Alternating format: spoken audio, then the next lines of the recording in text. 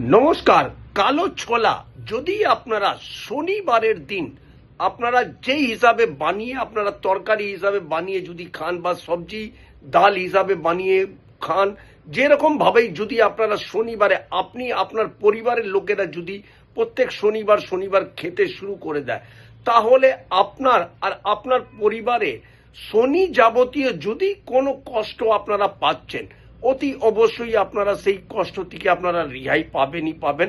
আপনারা শারীরিক হোক, মানসিক হোক, আর্থিক হোক, যে কোনো কষ্ট থেকে আপনি অতি অবশ্যই রেহাই পাবেন।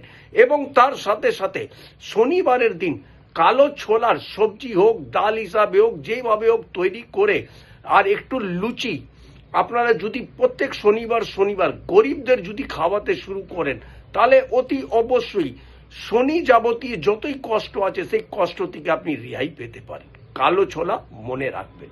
নমস্কার।